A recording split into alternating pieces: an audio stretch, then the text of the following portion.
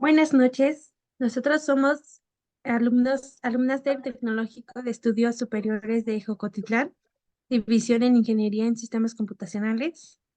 Esta asignación es de la asignatura en Programación Orientada a Objetos, en la cual vamos a encontrar errores en programas en Python orientados a objetos con el docente Juan Alberto Antonio Velázquez. Somos alumnas del grupo IC 202 eh, con mi compañera Carla Paloma Jiménez Cruz y su servidora Johanna Celestina de Jesús.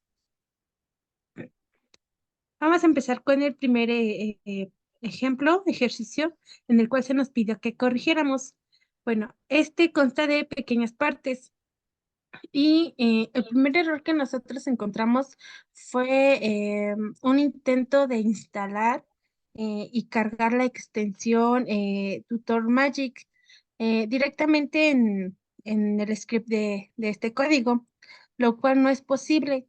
La instalación de paquetes con pip y la carga de extensiones con landx son comandos específicos de los entornos de ejecución como Jupyter Notebook o IPython.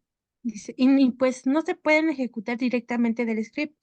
Entonces, lo que vamos a hacer va a ser, bueno, lo que hice fue definir la extensión y empezar a crear mi código. Bueno, me mandaban diferentes partecitas del código para yo ver detalladamente si estaban bien o estaban mal. Y pues solamente lo único que estuvo mal fue cargar la extensión, que pues es obviamente de que pues no se puede cargar. Bueno, ya este es nuestro código ya resuelto. Y bueno, aquí dice que lo que se corrigió fue el STR. Al principio solamente tenía una diagonal, pero debe de ir con dos diagonales. eh, dos, guión bajo. Después lo mandamos a, a ejecutar y aquí ya nos dan resultado que X es igual a 4,0 y Y es igual a 0,8.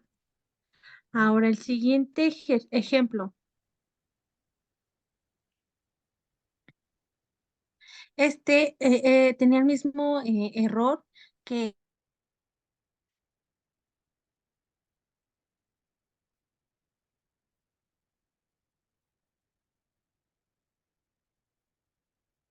era que nos estaban pidiendo desde el principio llamar, mandar a ir en el contexto todo coordenadas en donde en donde nosotros teníamos que empezar a definir nuestro código, cuáles iban a ser el resultado de la coordenada y y la coordenada X.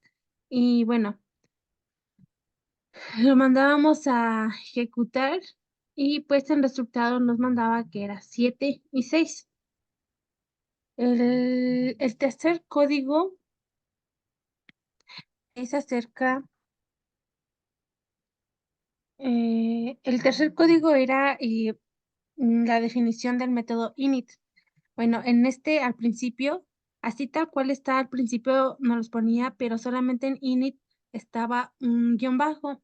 Y pues todos nosotros sabemos que no debe de ir solamente uno, sino que deben de ir dos para que se pueda definir y pueda empezar a ejecutar nuestro código.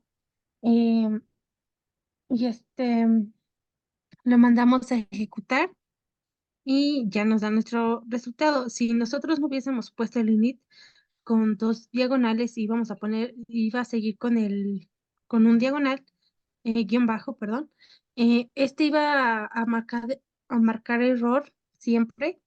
Entonces es muy necesario que se pongan dos guión bajos al definir un init. Ahora vamos con el otro ejercicio.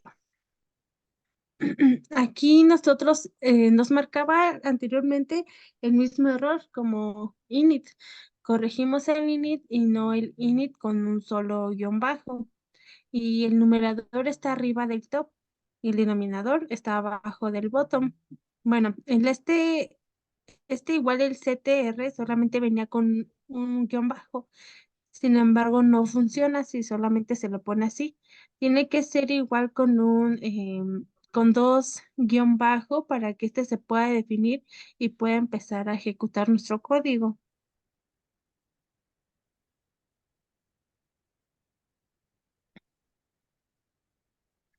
Y me parece que ya. Y este es el otro. Normalmente los códigos que nos mandaban tenían un solo problema en que no podíamos definir bien o mandar llamar bien nuestras extensiones. En este caso era el init. Seguíamos con lo mismo porque pues simplemente no se puede ejecutar con un solo guión bajo, sino que deben de ser dos para que este empiece a ejecutarse. Igual en el CTR solamente venía nuestro código un guión bajo, pero no venían los dos guiones bajos. Y aquí había una corrección. Debíamos de imprimir el P en lugar del Q, porque, bueno, aquí para llamarlo estaba una Q y acá una, este, una P, entonces era incoherente de que ya mandara a llamar a algo que todavía no está definido. Entonces mandábamos, ya este es el código ya corregido y lo ejecutamos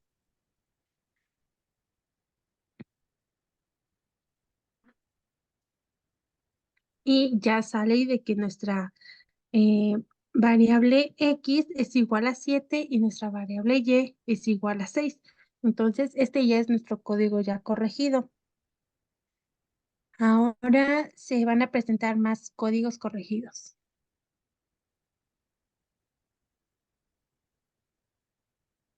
Los siguientes programas están ejecutados en Google Colab para que pues estén todos al mismo tiempo. Bueno, la mayoría de los problemas que hubo en estas partes fueron tanto de estructura, semántica o simplemente que faltaba algo, pues sí, lo más esencial en el código. Bueno, en este ejemplo, todos ya están ejecutados. Únicamente iré diciendo los errores que tuvieron. En el constructor init debe de tener self como primer parámetro. Únicamente, es el único problema que tuvo. En el algoritmo de Euclides, lo que pasó fue que el bloque de código dentro de la función de GCD debería de estar correctamente identado. ¿Qué quiere decir identado? Es como ciertos espacios que se le dan dentro del código para que pertenezcan a, digamos, a un ciclo o a una función. Entonces, cuando no están dentro causan ciertos problemas que no permiten un buen funcionamiento. Además de que la cadena de documentación, docstring debe de tener tres comillas dobles al inicio y al final. Y en este caso, el código tenía cuatro. También el código dentro del bucle while debe de estar correctamente alineado.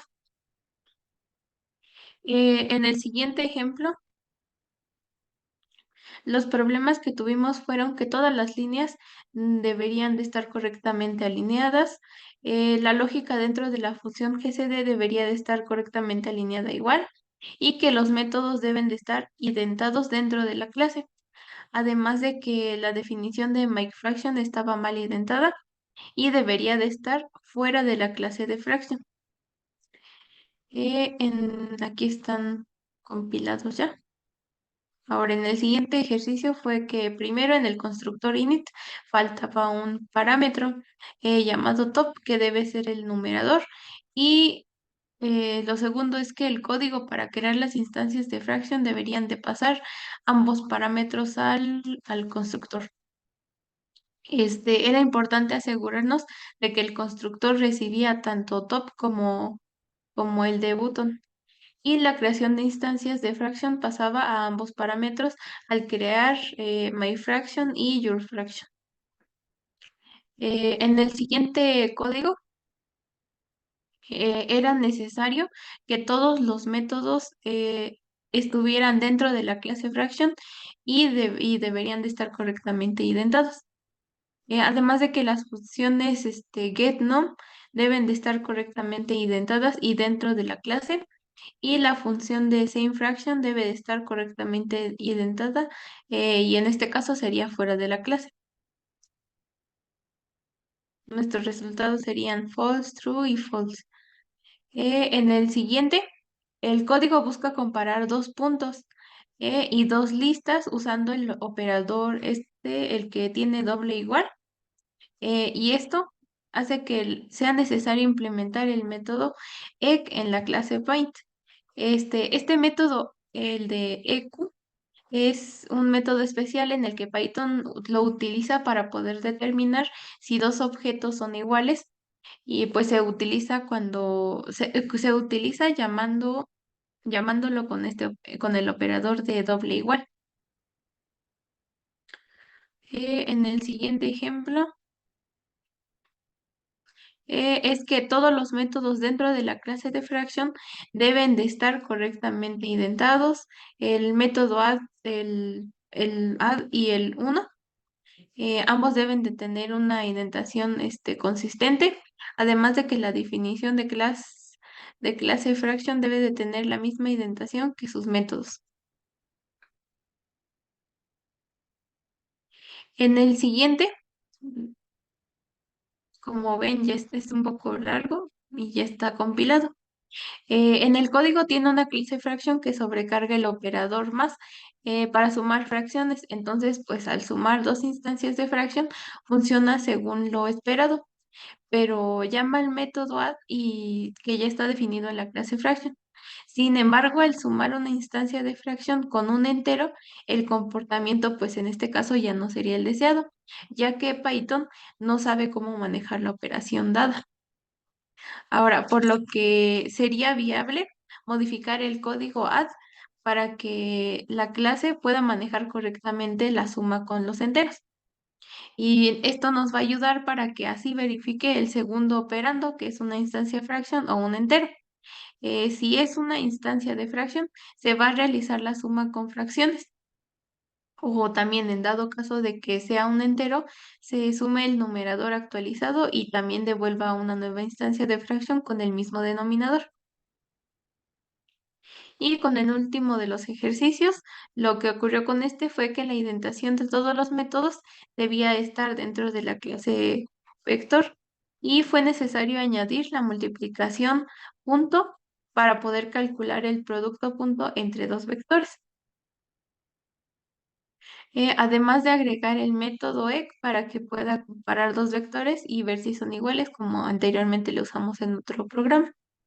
Y por último, pues sería llamar a mat en el método de angle x, donde tiene self y self x como argumentos y no viceversa, porque en este caso estaba al revés.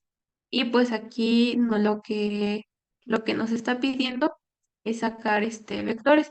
En este caso sería 1.4, 8,7, 19 y 1.325 y false y true. Ahí en esta parte pidieron un poquito más largo el código, ya que fue el último en el que englobamos la mayoría de los que ya realizamos. Y pues bueno, esto sería todo de nuestra parte. Gracias.